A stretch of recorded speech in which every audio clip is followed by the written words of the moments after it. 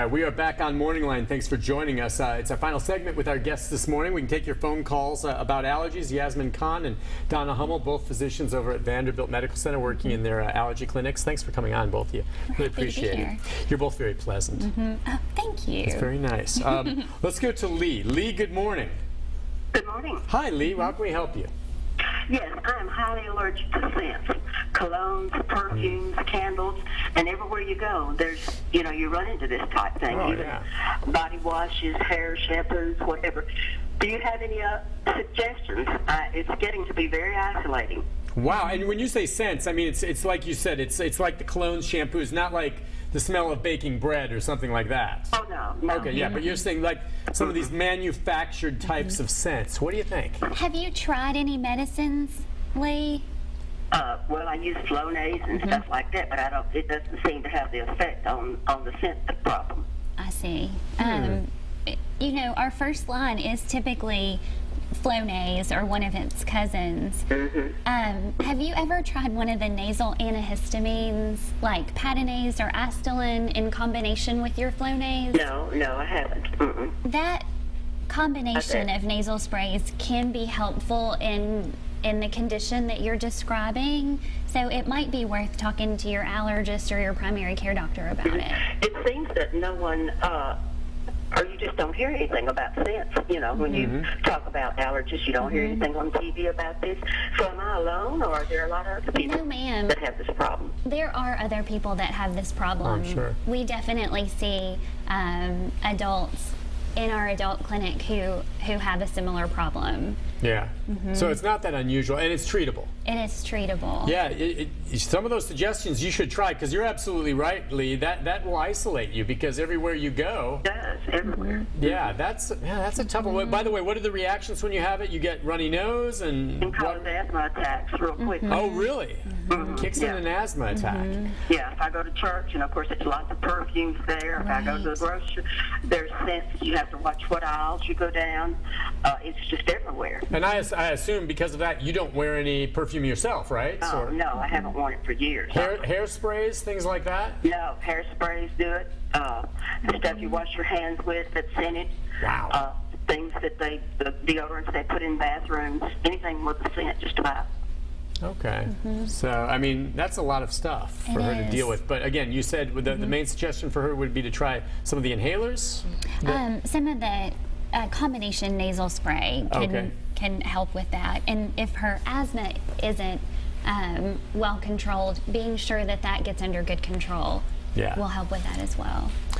Take care of yourself. That's a tough one. I understand, because everywhere you go, that you're going to run into that. Let's go to Shirley. Hi, Shirley. Hi. Hey, go ahead. Okay, my problem is I have a lot of sneezing and dry eyes. I've gone to doctor after doctors concerning my dry eyes, and the dry eyes is mostly at night, and I've been told that it is allergies. So I'm using a Cystane eye ointment for it's for at nighttime. It's for nighttime, and it's like it's nothing but petroleum and mineral oil. So I use that, but still the dryness is there at night. And when I through the day, I'm okay. And also, I have a stuffed up nose all the time.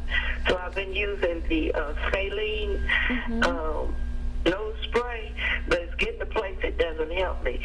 So I heard you say something about Afrin drops, and I've used that, and it usually opened up my nasal passages.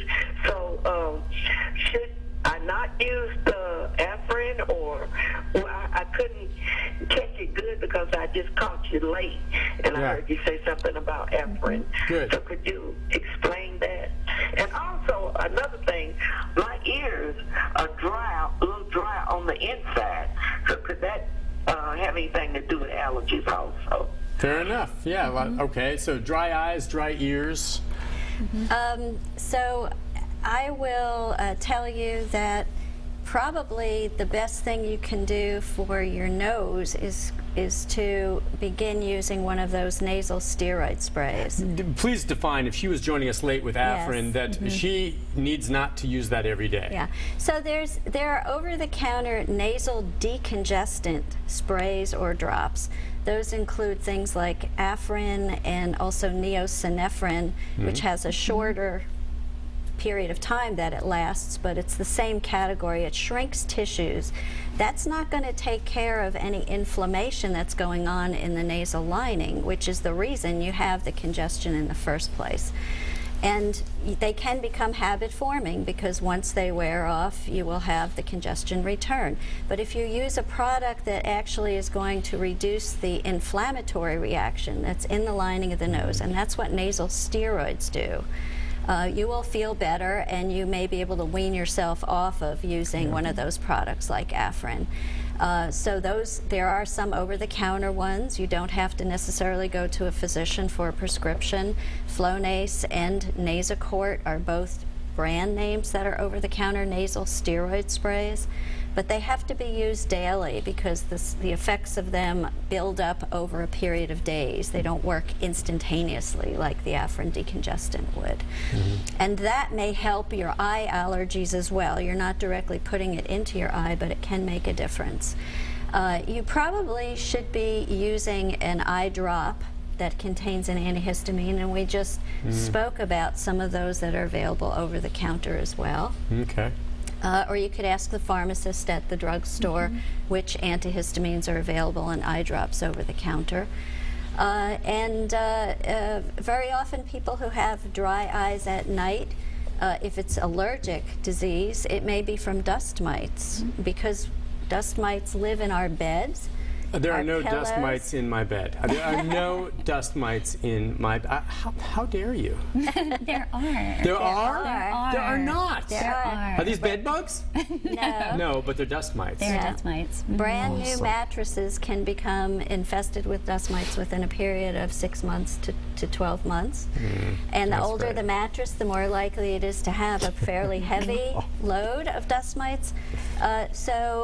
You can protect yourself from breathing the dust mites at night by having encasements. These are envelopes basically that are certified because the pore size in the fabric will filter out the dust particles.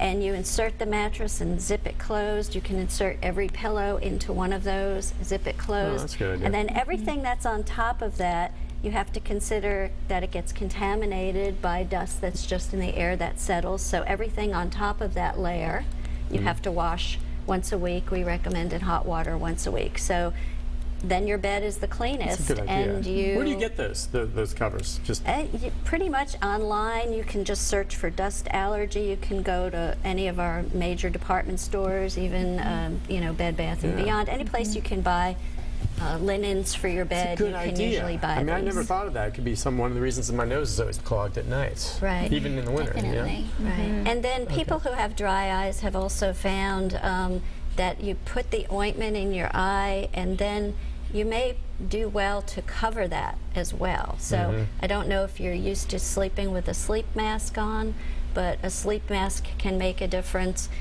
Ophthalmologists have even recommended for really serious dry eyes that people try using swim goggles, which is really like a moisture chamber. Keep some Yeah. humidity. People who sleep in those will say that when they wake up, Swim goggles. they actually find condensation on the inside of the lens. What about those of the- small, like, sleep pads that, have little beans in them or whatever? You know what I'm talking about? Where some people just lay them on their face. It's something that covers the eyes.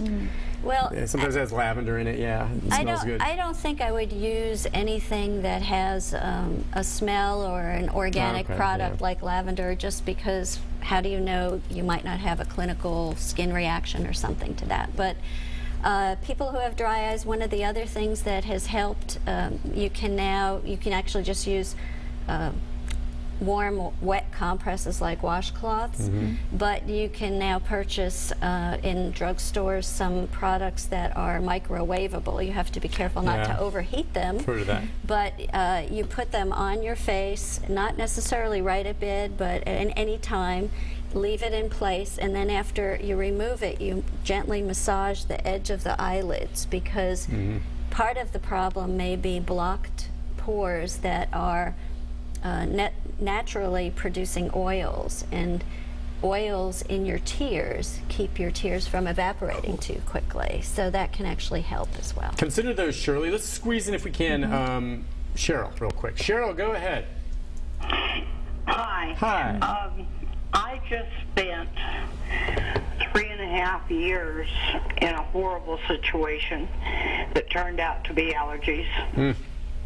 I spent 3.5 years in and out of the hospital with severe pneumonias until this past December, when my husband and housekeeper accidentally found black mold in my kitchen, in my and that was affecting you. It had been there for a long time, and it was just messing you up big time. big time. And I set about 5 foot from it. Oh, you poor thing. Are you better now? Yes, much better. Just get okay, real quick, since we only have 2 minutes, but I'm really glad you hit on that. Black mold, I mean, we've heard that's nasty stuff. This poor woman was around that and didn't know it was there. It probably wasn't in plain sight. Black mold, everyone allergic to that? I think it can be an irritant, I'm sure, for everyone, but there are definitely people that are allergic to mold. Yeah. And that can be an indoor and outdoor problem for people. All right, you just wonder how many things maybe that anyone suffers through or feels, you know, weakness, chest congestion, runny nose, thinking, what is it that's causing it? It's something in the environment. It's not normal that you feel that way. And at any point, we would Figuring be it out. happy to see children or adults and do some allergy testing and help That's where you guys guide do you. the little pricks on your skin. Okay, and like the most you've ever done on someone, how many is it to go through someone's back? I mean, do they do it on the back or is it the arm? Can you do like 20 at once? Or You something? can. For children, we usually do it on your back because we have a little bit more surface area there, but for adults, often it's done on the forearms. And that's where if you can identify the specific thing someone's allergic to, and usually it's more than one item, then you can vaccinate them against it? We can, or we can help guide you in terms of avoidance measures that can be helpful. But allergy shots for the allergic individual are very effective and can be very helpful. It is a time commitment, though, so knowing that in advance. What do you mean time commitment? What do you mean for the shots? For allergy shots, typically people need to come once a week as they build up. We start at very dilute doses and build up over time to a more concentrated dose so that it's safe.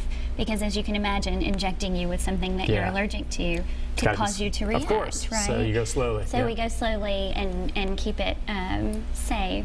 But it takes several months to build up. So that means you'll need to come to your allergist once a week, maybe twice a week, if you're very motivated for that period. Today was a very good primer for everyone. There's so much more we can talk about, but we're up against it. And the main thing is if you're not getting relief, go to a doctor. Go to the Vanderbilt Come Allergy see us. Clinic. And I have a feeling they'll figure it out. Dr. Kahn, Dr. Hummel, thank you both for coming on. You know what else I do It's our sometimes when my pleasure. eyes are worn out? I slice cucumber rings and lay them on my eyes and lay back. Have and a little make them facial. Yeah, there you go. Maybe an avocado rub while we're at it. Thank you both for coming on. It's a real pleasure. We'll take a break. Thank I will you. be back to wrap things up with a programming note right after this. It's funny as we wrap.